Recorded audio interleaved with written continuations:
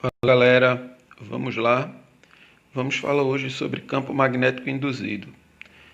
Vimos na aula anterior que o campo magnético natural ele é gerado em um ímã, né? Sai do polo norte em um ímã e entra no polo sul. Hoje nós vamos falar sobre campo magnético induzido pela corrente elétrica em um fio. Imaginem aí como tem na figura ao lado, né? Um fio longo e reto com um campo, com a corrente elétrica que passa por ele. Essa corrente elétrica vai induzir a existência de um campo magnético ao redor do fio. Um campo magnético circular e perpendicular ao fio, né? A intensidade desse campo magnético vai depender da intensidade da corrente elétrica e da distância dessa corrente elétrica até o fio, até o ponto onde a gente vai medir o campo magnético. Dessa forma, o campo magnético pode ter essa fórmula que nós colocamos, onde o campo magnético B é igual à permissividade magnética μ vezes a intensidade da corrente elétrica I, dividido por 2 vezes a constante π vezes R, onde R é a distância de onde estamos medindo o campo magnético até o fio. Essa permissividade magnética ela tem um valor próprio para cada tipo de substância, para cada tipo de meio. Porém, nós consideramos o vácuo como um meio prioritário. E nesse meio prioritário nós vamos ter que o μ, que a gente vai chamar de μ0 quando for o vácuo, μ vai ser igual a 4π vezes 10 elevado a menos 7 Tesla metro dividido por ampere. Notem que é útil usarmos o π, já que nós temos o π no denominador da fração. Assim, nós vamos poder eliminar esses irracionais, simplificar esses números irracionais. Além disso, é importante nós notarmos que o campo magnético, como um vetor que é, ele vai precisar da direção e do sentido. E neste caso, nós temos uma direção perpendicular à corrente elétrica, tá? Faz 90 graus com a corrente elétrica.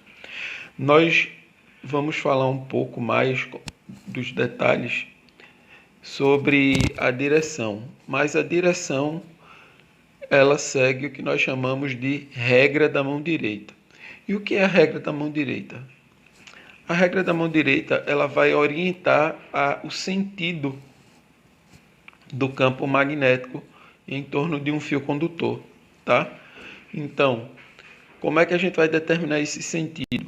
Já vimos que a direção é perpendicular ao fio, né? Mas qual é o sentido do campo magnético? Bem, para determinar esse sentido do campo magnético, nós vamos usar o polegar da mão direita, por isso chamamos de regra da mão direita. Você vai apontar seu dedo polegar, como temos aí na figura, na mesma direção em que o suposto fio passará.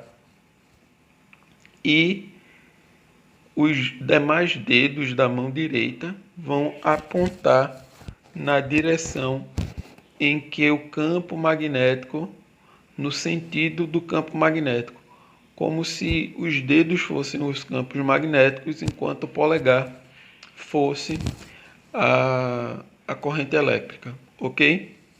Isso aí é bem simples, vai dar para determinar o sentido do campo magnético em qualquer direção de corrente elétrica, basta você girar a mão para deixar o polegar da mão direita, tá, pessoal? A gente não confunda a mão direita com a mão esquerda, porque nós temos também a regra da mão esquerda, que ainda falaremos hoje. Bem, como é que nós podemos desenhar isso aqui? Nós vamos desenhar isso aí indicando com uma bolinha com um ponto no meio, onde o campo magnético sai do plano, e um xizinho onde o campo magnético entra no plano, tá? Bem, como é que nós temos a relação entre os campos magnéticos de um fio com o campo magnético externo ou com o campo magnético induzido por outro fio? Vamos começar a falar sobre a relação entre o campo magnético gerado por um fio e o campo magnético de um outro externo a esse fio, tá? Bem, nós já falamos que a força magnética é gerada pela relação entre os campos magnéticos. Então, quando você relaciona um campo magnético com outro, faz eles interagirem, esses campos magnéticos vão gerar uma força magnética. Essa força magnética, ela vai ter um caráter de produto vetorial.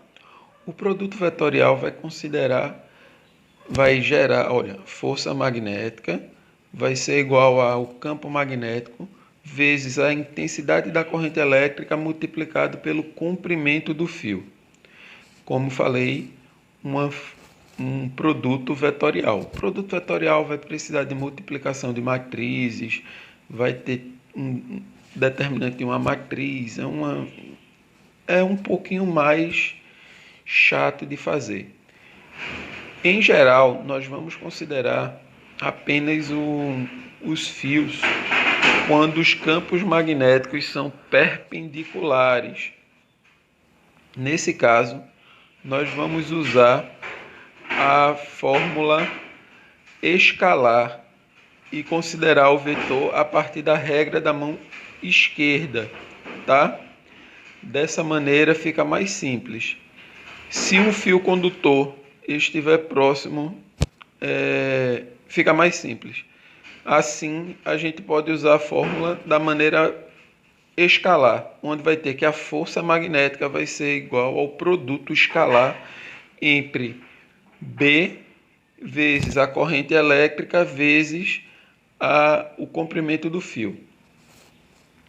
Se nós tivermos dois fios condutores com a passagem da corrente elétrica próximos, nós teremos um detalhe, né, onde um fio vai gerar um campo magnético induzido que influenciará o outro fio, que também vai gerar um campo magnético induzido. E daí esses campos magnéticos vão interagir e criar uma força magnética entre eles. Veja, a força magnética entre esses fios vai ter a intensidade de μ0 vezes a corrente elétrica 1 vezes a corrente elétrica 2 vezes o comprimento dos fios onde eles estão, dividido por 2π vezes d, onde d é a distância entre os fios. Note na figura aí que nós temos as situações A e B. Na situação A, as correntes elétricas vão no mesmo sentido.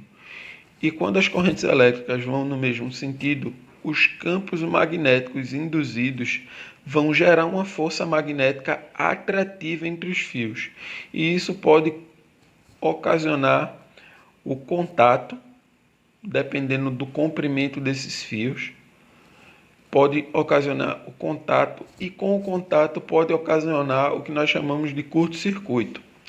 É por isso que os fios em uma rede elétrica muito grande devem ter distância, e por isso são colocados afastadores entre os fios. Em caso de dos sentidos das correntes elétricas serem opostos, né? Você vai ter, como aí na figura B, você vai ter uma força repulsiva entre os fios. Vamos falar agora um pouco sobre a regra da mão esquerda.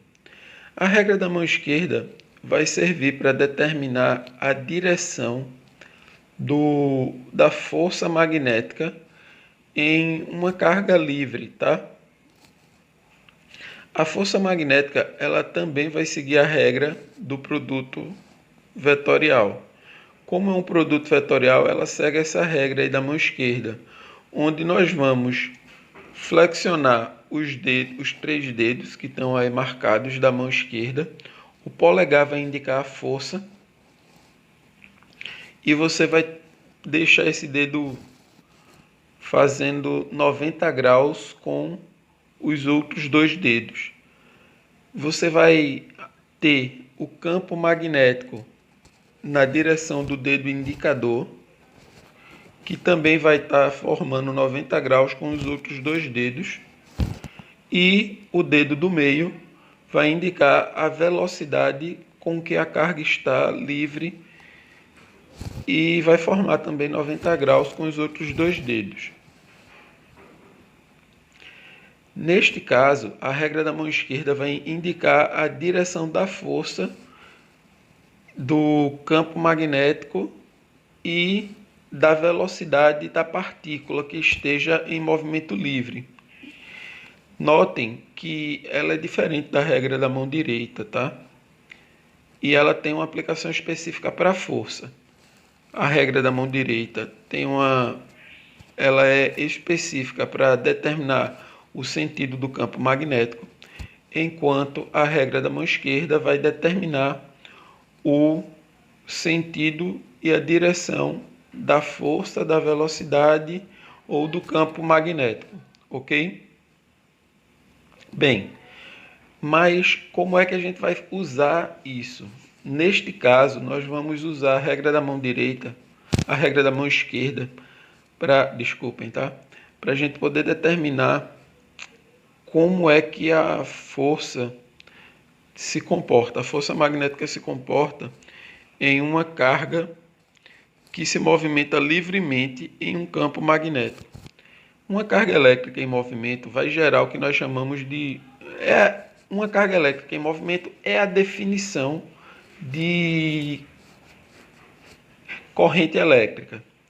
Assim, nós podemos dizer que a força magnética sobre uma carga elétrica em movimento vai ser igual a força vezes o campo magnético em que a carga está imersa, multiplicado, aí é uma multiplicação vetorial, tá?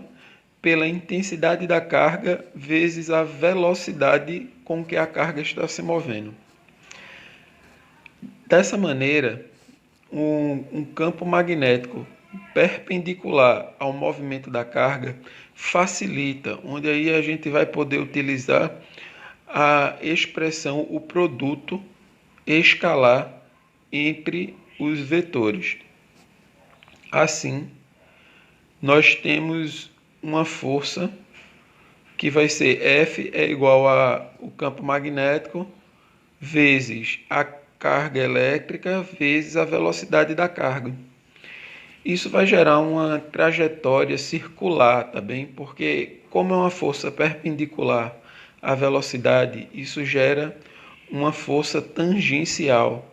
Essa força tangencial a gente pode considerar uma força centrípeta. Então, sabendo a carga e a massa dessa carga livre, nós podemos utilizar isso na fórmula da força centrípeta e determinar o raio da trajetória circular, que é dado por essa equação aí, onde o raio é igual a massa vezes a velocidade dividido pela carga vezes a intensidade do campo magnético. Valeu, galera. Até mais.